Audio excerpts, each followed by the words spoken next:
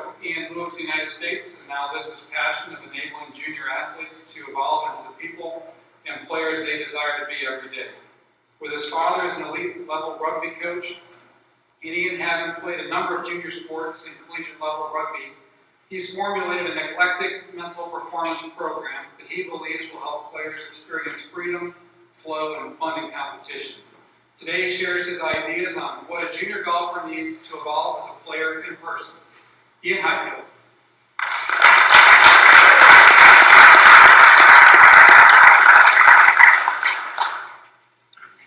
Hello. So I think you have 2 seconds. Everyone hear me? Okay, Lauren, thank you so much for the kind introduction, and thanks for the opportunity to speak today. So, I'm going to open up with 3 facts about myself. The first one, I'm obsessed with elite performance. It's a topic I've studied now for around about 10 years. The second fact, I love golf. I think it's one of the best, if not the best sport in the world. And the final fact is that I get absolute fulfillment from helping children learn and grow and become the best they can be. So it's really fitting that my current role is the Director of Mental Performance at Bishopsgate Golf Academy. What I want to share with you guys today is the knowledge and the experience that I've picked up over the last 10 years, and hopefully give you some take-homes and some ideas of what a junior golfer needs to evolve as a player, okay, cool, and a person. So, what does a junior golfer need? Let's dive in and answer the question straight away. And I want to try and do this with a visual analogy. I believe the junior golfer needs the correct environment. And I want you to picture, imagine this glass is your golf academy. Imagine the water inside is all your players, and imagine that this bottle of colouring is your golfing philosophy. Whatever you put out into the environment in any way, shape or form, it spreads. So I think this gives a very powerful image of what a role of a golf coach is. It's not necessarily to instruct an individual, it's to create an environment where individuals can learn and grow. An environment that helps individuals flourish and be the best they can be. So, what does the philosophy need to contain? How do we create this environment? Well, at Bishopsgate, every day myself, Kevin, all the coaches, we really want to educate our students on why they're doing what they're doing, why they need to change. So I think the foundation is education.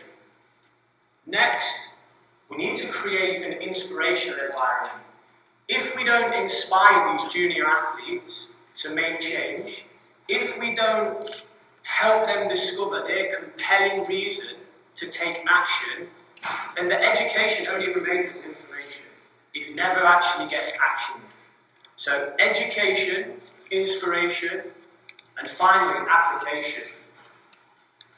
At Bishopsgate, myself and a number of the coaches, we really want the students to apply what they're learning. And believe it or not, we want them to fail. We want them to fail, embrace failure, and then learn from that. So we really try and set up an environment that encourages the students to try new things and learn and grow from these experiences. So that's the overall philosophy. Well, what does this educational, inspirational, and applicational environment need to fuel? And I'm going to cover now with everyone in the room 3 things that I believe. The first one, I truly believe we have to create an environment that enables a growth mindset. So a mindset can be defined as a self-perception or self-theory that someone holds about themselves. A growth mindset would be a self-perception or a self-theory that, okay, where I am today does not dictate who I will be tomorrow. And we're talking about junior involvement here, children. So a school analogy, if you have a student who isn't very good at mathematics, and they truly believe that that's how it's going to be forever, I'm not very good at maths, that's an example of a fixed mindset. If the student believes, with grit, effort, hard work, focus, that one day they can make the shift from being poor at maths to being good, that's an example of a growth mindset.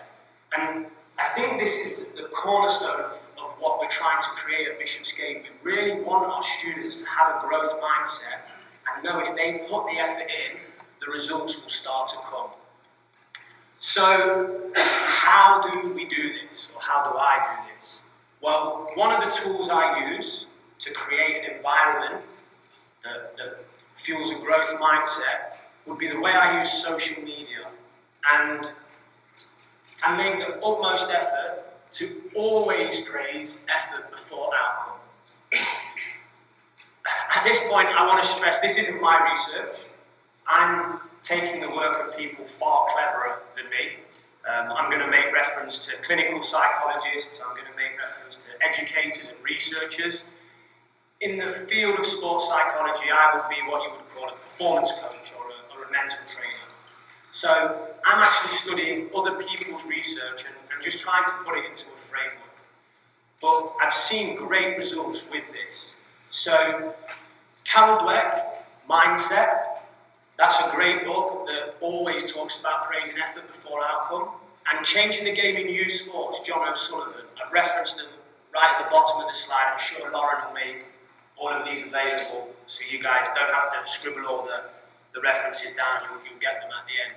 But these guys really confirm that by praising effort before outcome, you're going to enable students to learn and grow. So how do I do this on social media? So you can see here, these are 2 posts that I made when I was at an IJGT event at Crescent Point. And the first one, it really talks about people bouncing back, people battling, people putting effort in. The second one is all encapsulated. That's everyone who went to that tournament. Everyone's involved, everyone's part of the team. And again, it's praising how everyone represented the academy both on and off the course. There was a student at this tournament, 13 years old, played in the under-18s category, shot -3 on the final day to finish 3rd. It would have been really easy for me to make my posts all about him. Picture of the trophy and try and, I guess, promote the academy in that way. However, I feel the danger of that is maybe that can fix that student mindset. If we talk about how good he is, he might start to believe it, and then there could be a diminishing effort made in practice. And also, what about all the other students? They could start to develop a why bother mindset because they're never included in any of the social media or any of the praise. It only goes to the people who are winning, not the people who are putting in the effort. So the first way that myself and people at Bishopsgate really try and fuel a growth mindset is praising effort before outcome, and we use social media as a tool to do that. A second way, the creation of vision boards. So, I'm sure a number of you in this room are familiar with the book The Secret, written by Ron Laverne, and it talks a lot about ask, believe, receive, and put a picture up, let that picture manifest in your mind, and eventually it will come to you. Which is great to a point, but at Bishopsgate, the real goal that I try to create is take it beyond that. Take it beyond what do you want, and really tap into students' intrinsic motivation. When you tap into a student's intrinsic motivation, some of the things that the kids will come out with, it blows your mind. So I'm going to give you a worked example now of how I put this process into play. So I have a student, amazing young man, wants to win 19 majors. Cool, who am I to say that that's not going to happen? So that's great, but if you're going to make that come true, we need a little bit more. So how? How are you going to win 19 majors? Okay, I'm going to put 100% effort in everything I do every day.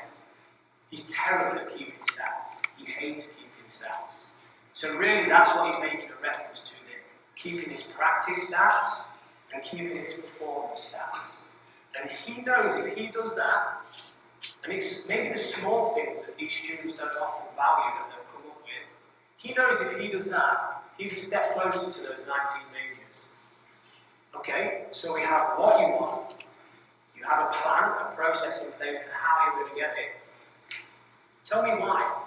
Why do you want that? Well, you know, I'm from a poor background, my parents aren't as affluent as many people at the academy, and they've made huge sacrifices for me to be here.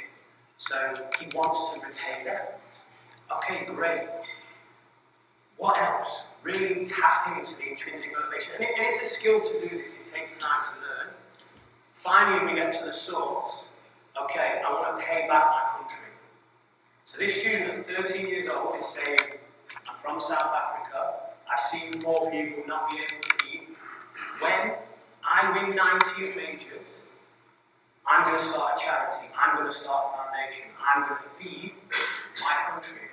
And to me, that's incredible. We've really gone beyond the norm of just asking the student, okay, what do you want? We've put a process in place, what, how, and why. And the most amazing thing, or one of the most amazing sights you'll see at Bishopsgate, is this. The students actually take them to practice. So we give them little metal frames, or they put dots, and they can hang it over alignment rods, and they'll put them in the floor. And when you walk down the range, there's a group of 8 students, all with these vision boards lined up. It creates a really powerful, intrinsically motivating environment. The best thing for a coach, as soon as the student isn't focusing, walk by, point at the board, don't even have to say anything. And then back on it, 100% focused, because you're not helping them with what they want, you're helping them with why they're doing it. You're helping them with something bigger than themselves, a deeper meaning or a deeper purpose. Further sources, Start with the Why by Simon Sinek. Might be one of the most powerful TED Talks that I've seen. It's based on business, but that really helps you understand this process. A great book written by Joshua Metcalf called Burn Your Goals. That source is The Dangers of Goal Setting, and Drive by Dan Pink. So I guess I've studied what these really clever people have done and brought it all together in a really simple way to tap into students' intrinsic motivation. And goal setting is a real, I guess, boring topic for some students. They don't like to engage in it. If we do it like this, you get a different vibe about it and engage a bit more. Okay, finally, the final tool that I want to share with you guys on how to create a growth mindset environment is challenge the students. So when I'm coaching, I don't want it to be about me, I want it to be about the students. So I'll give the students challenges to go away with and take into different environments. They won't always be doing this at the academy, they might be doing it at school, they might be doing it at home. But we do a little challenge called Thought Tracker. And really simply, when a student has negative thoughts, they put red dots in the squares. When a student has positive thoughts, they'll put green dots into the squares. And it starts to give the student awareness of how their brain works, awareness of patterns that they're running. So a student now sees, okay, I have this many positive thoughts, I have this many negative thoughts. They also see if they run patterns on the golf course, this will happen and all my thoughts will go red. And the amazing thing, when you begin to challenge students in this way, they start to make the interventions themselves. I had a student who did this. He brought me his sheet. He had 12 red dots before he'd even got out of bed. That was a concern to me. It was an even bigger concern to him. And he told me, don't worry, Ian, I've already put 3 words on my alarm clock for when I wake up tomorrow morning. Wow, great. I didn't even do a thing. I set a challenge and he responded to the challenge. So when students begin to make their own interventions through us creating the right environment, I believe that's a great example of what coaching is and what a coach's role should be. So a little fact about this, or a bit of data, maybe my own research if you like.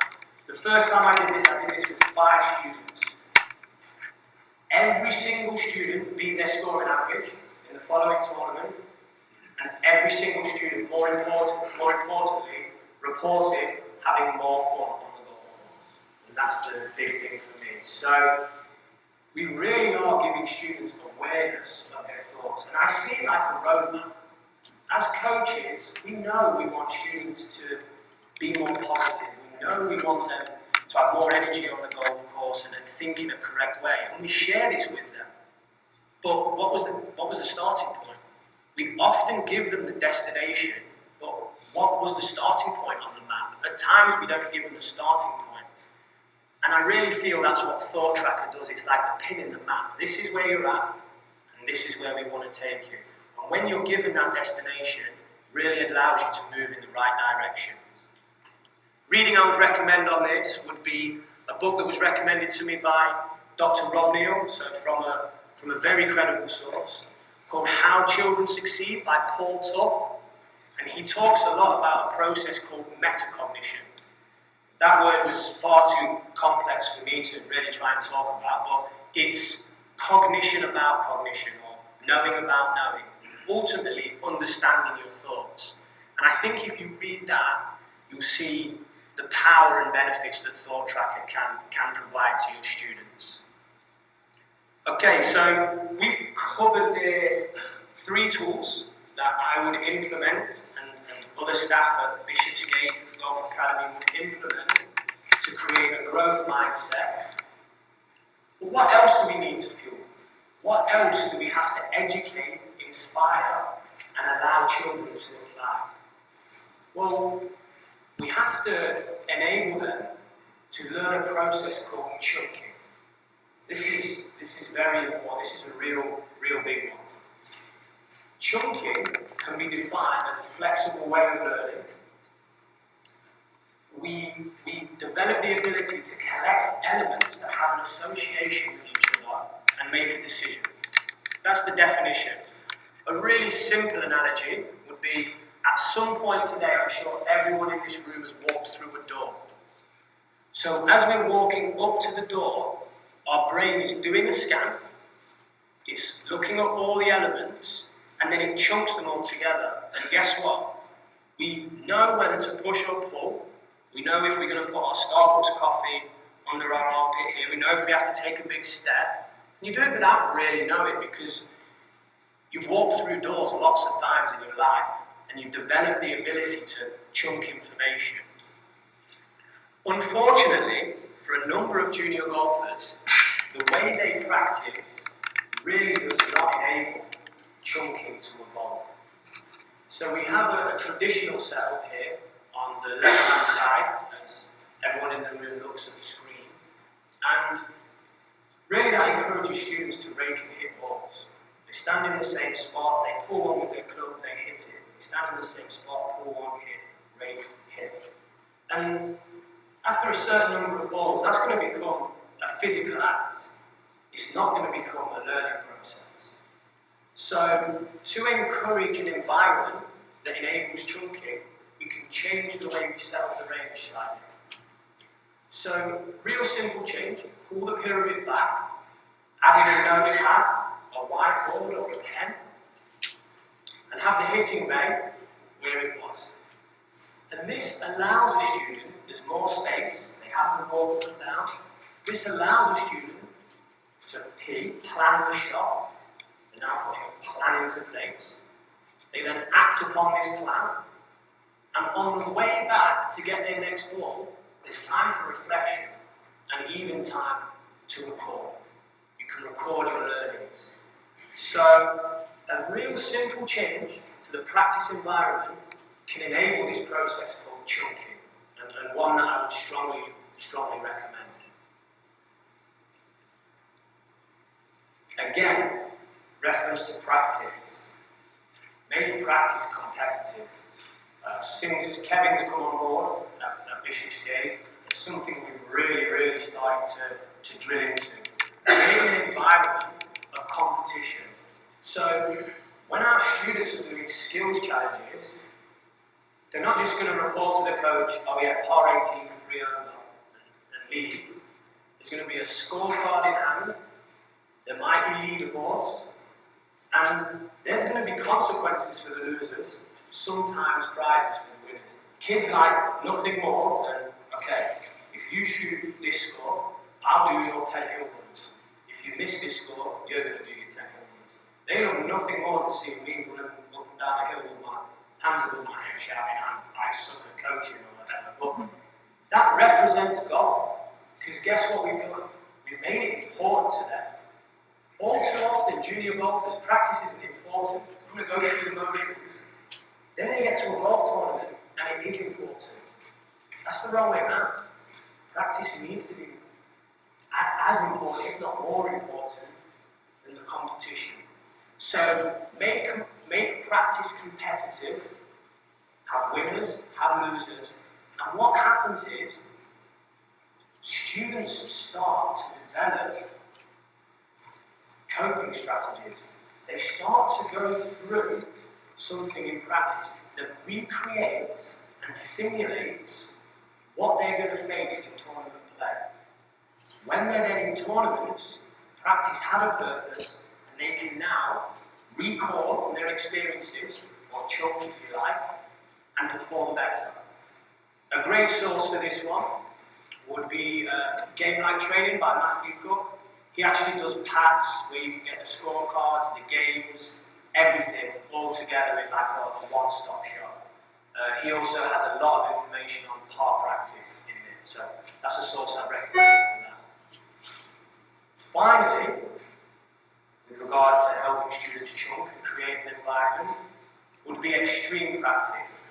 So my source for this is the Navy SEALs. Sounds a little extreme when we're talking about junior golf. I'm not going to ask a student to sit in a lake for 7 days and get by on 1 hour's sleep. That would be a little crazy. But the theory behind it is the same. Let's make practice harder than competition. If practice is harder than competition, when you stand on that first tee and you look the other players in the face, you know that they haven't practiced as hard as you. You know you have a mental edge. And you can see the picture. You'd be forgiven for thinking that Tristan's maybe just won one of his 19 majors. This is in practice. This is in practice. And he's just holed a 4-foot putt to progress to the next hole. That's all he's done. The game, we play a number of games. The secret with this is to actually hit the sweet spot. Don't make the game too hard so that everyone completely fails and it shatters their confidence. But it does need to be set at a sweet spot where they might fail the first 2 or 3 times and it's a challenge for them. And the game we play, we created a game called Par to Progress. So if a student pars the hole, they progress to the next hole. Really simple. If they make a bogey, they go back to the tee. If they make a double bogey, they'll go back to the previous, and so on. The twist, they have to draw every second putt back 4 feet. So now, a student hits a nice drive, centre of the fairway. They hit a shot at 15 feet from 150, so PGA Tour average there. They're relatively happy. They putt, and the putt shaves the hole, goes a couple of inches by. They now have to draw the putt back 4 foot.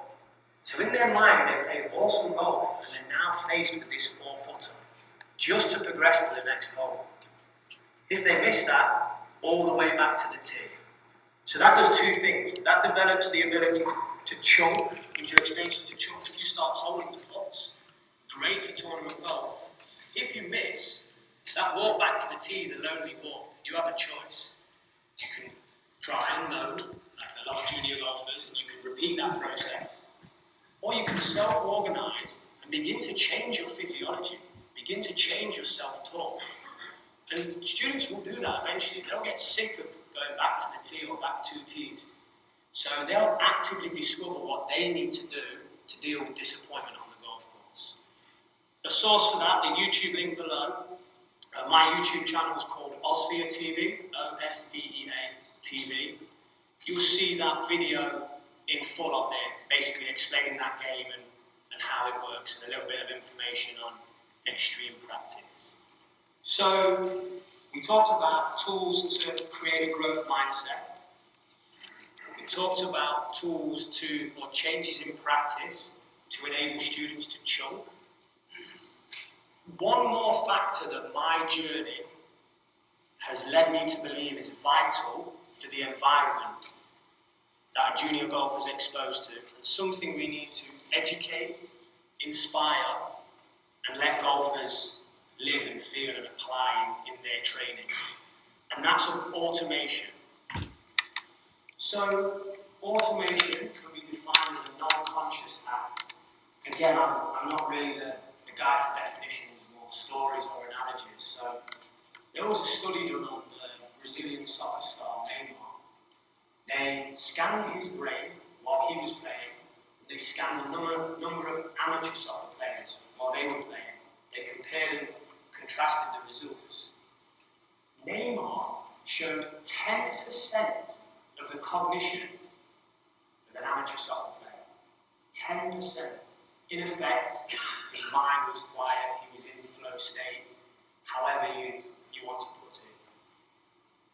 What we use at Vicious Game to enable students to feel what it's like to be free and flowing when on the golf course is what I like to call transition training. Rather than me try and show you guys, I've put together a 2-minute video that shows a number of the drills. So this will play through and then we'll discuss it afterwards. I hope you enjoy it.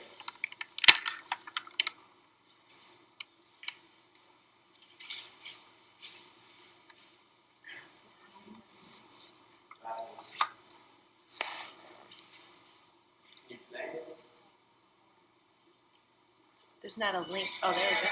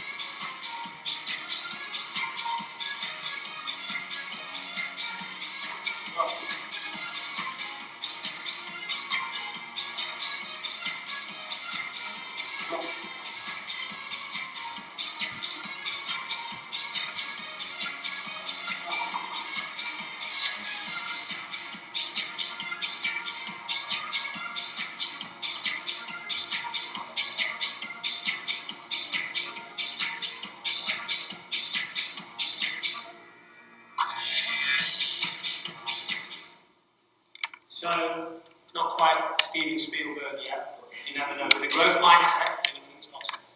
I want to draw your attention to the last video, the last section of the video, where the student was putting. At that point, I think the stats package we were using was from 3 to 6 feet. He lost between 5 and 7 on the field, or strokes gained putting overall. I can't quite remember, was he lost 5 to 7 on the field. And we pinpointed it that short puts were the issue. He did transition training that game and a lot of other challenges that involved putting for a few weeks. And I began to see that he was more automated, less conscious action when he was putting. And we began open questioning. Okay, Tom, what are you feeling? Well, actually, everything's fast, so I need to feel slow. My walk to the ball is slow, my feet are soft on the floor, my hands are soft, the stroke and rhythm is slow. Okay, cool. We put him back on sample lab, and he changed his data. Changed 2 numbers. He changed the tempo of the stroke, the graphs, they married up more. There was less dispersion between the tempo and the stroke, and the actual overall consistency number changed, which obviously it wasn't. So I didn't tell him, you're thinking too much, you need to think less, soften it up. I put him in a situation, I created an environment where he discovered that for himself. Another example, the golf suicide. So you saw the one where he was running and he would give me a high five. This is designed to replicate the physiology a golfer will go through when under pressure on the golf course. Now, it's important that I stress to you guys, all of those videos are done on the golf range, but we take this kind of training to the course. We want to maximize retention and transfer of these skills. So eventually, you're going to have to start performing them in the environment that golf tournaments are in. So you can see level 1, no target, level 2, we introduce the target, level 3, random. So we move from a block system to a random system, all the way until we're on the golf course playing speed golf. Now this student made a birdie on the hardest hole at Bishopsgate Golf Academy in 2 minutes 24 seconds. So that was my window. Okay, let's find out what he did and let's transfer that to competition. So we spoke a lot, and he talked about, because he was racing against the clock, he knew he couldn't make 5 or 6 practice swings. Because he was feeling pressure, he really wanted to take everything away and focus on his practice swing. So he decided to close his eyes and make 1 rhythmical practice swing. Great. He also said he needed to breathe more because he was out of breath, which again under pressure is a great thing to do. And the simple swing thought was carry the feelings of the practice swing into the shot. So again, the environment allowed him to create his own zone. I wasn't there to tell him, you need a more purposeful practice swing. Perhaps close your eyes, you'll feel it more. The environment allowed him to self-discover this. And then, what else is key is making students accountable. So, this is a scorecard, and this helps develop or maintain automation. What we find, we wire. We are what we repeatedly do. So, I want to hold students accountable for these processes that they discover. So, the O stands for options, the S stands for selection, V stands for visualization, E for execution, and A for acceptance. And my studies, and basically just watching the PGA Tour, you watch Jordan Spieth, you watch Jason Day, they seem to tick all of these boxes when they play. They're not too bad guys to model. So I want the students to look at 5 components of a golf shot, not just the one they normally look at, which is the swing. So then he will fill this scorecard in. So visualization process, close eyes, feel the practice swing. Execution process, breathe on the walk to the ball, recreate the practice swing. And then, while he's transitioning, that's why it's called transition training, he's transitioning what he's discovered in the environment that allows you to, he's transitioning onto the golf course and using it as a performance tool, using it to stay process focused. And after every hole, or after every shot, he'll grade how well he stuck to his processes. So, as well as creating automation, by making students accountable, we're creating process-focused golfers, which is a very, very powerful tool if you want to become a leader. Okay, so, as I said, this is my journey. And I've done a lot of studying, a lot of research, and 6 years coaching in junior golf now.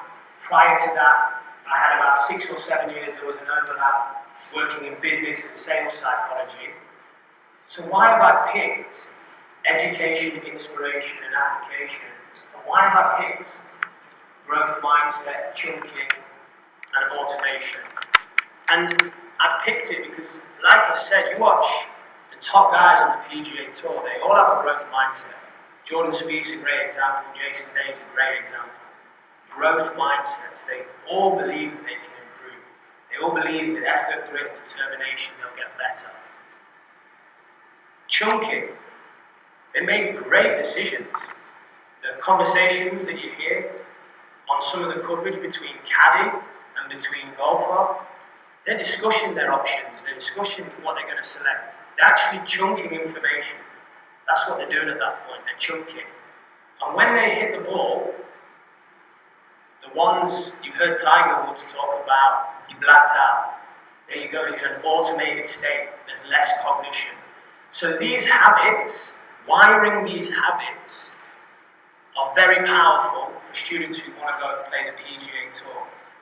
Some of the business consulting I did was in medical sales. I used to be lucky enough to go and watch surgeons do operations. And guess what? If you want to be a surgeon, you have to have a growth mindset. You have to be able to chunk back on previous experiences. And in that moment, when you're trying to save someone's life, you have to be automated. And surgeons will listen to rock music while they're performing operations in an attempt to get in that automated state. If you want to be an artist, you have to have a growth mindset, you have to believe you can do it, you have to believe anything's possible, you have to be able to chunk, and then when they're in full flow, they're automated.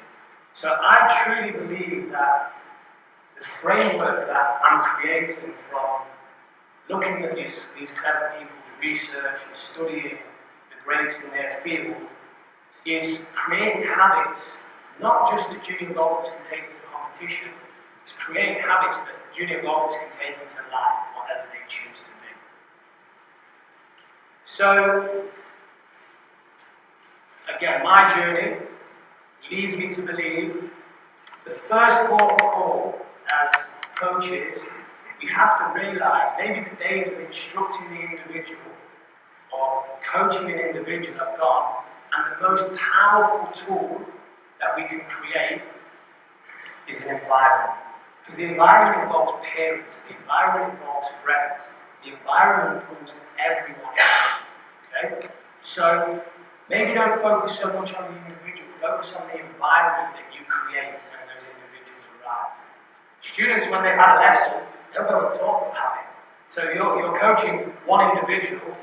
At Bishop's Gate, we go out on the range of the weekend, there's 5 or 6 students like that all filming each other, giving each other lessons. So we need to be aware that the information that's being put on, it isn't direct instruction, it's creating an environment. The environment, in my opinion, from my studies, should be educational, inspirational, and applicational. And we should really be trying to fuel a growth mindset, chunking, and automation. The language that we use is extremely important.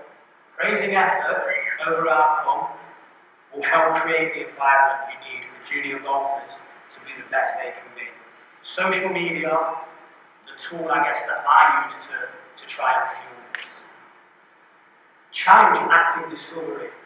So it doesn't take a genius to work out that I'm really big into constraints-led learning.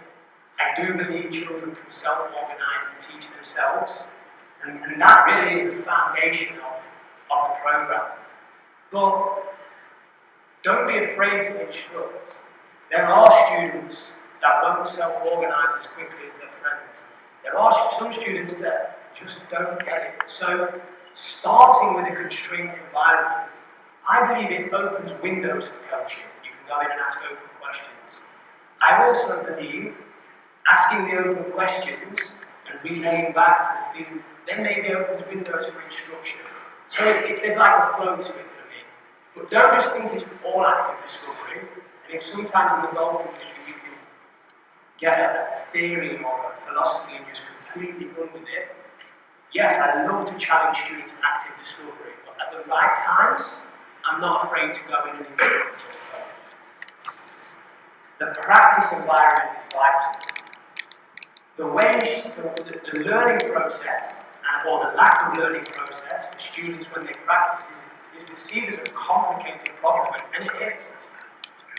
But look at the solutions that are posted, they're very simple. So often simple solutions to complex problems really work. Just pull the pyramid back, give the student the scorecards so they have to write down their scores in practice rather than not have any accountability. Make the students accountable, as I said, with the scorecard, and as I said, with the process goal scorecard. So once the students actively discovered what they think they need to bring the zone to them, we don't want to, as golfers, we don't want to wait for that day when it just hits. Let's try and recreate it. And by making students accountable and holding them to a process where they have to score the feelings of flow and freedom that they assess, it really helps wire habits. It really means that they're not just going to do it when you're there. If you're going to ask to see the sheets, they take these sheets home. When they go and play, do they score their process goals? So make students accountable. And finally, I haven't mentioned this throughout the presentation, but I hope to you guys it was obvious. Fun. This is all about junior golf. I love helping children learn and grow. Let's make it fun. Let's engage the student. If it's not fun, guess what? They're not going to want to do it. They're going to want to drop out. So make it fun, and then at the right time, start adding this intensity. I don't know all the stats, Lauren will know them way better than me on the dropout rates in junior golf. But the game's certainly not growing. I feel a framework like this, a coaching program like this, because it's fun, students want to do it. They don't necessarily want to stand and practice their hinge for 5 hours. It's part of the game and it needs to be done, absolutely. But it's only a small part. So really make it fun for students and then engage. And when they engage, as I've said, we're trying to create hardwired habits that won't just serve them as PGA Tour or collegiate golfers, they'll serve them in whatever they choose to do in their lives. So that's me, my journey, my education, all from my paradigm. I don't know how long I've talked for, but if there's time, I'd love to field any questions if you guys have them.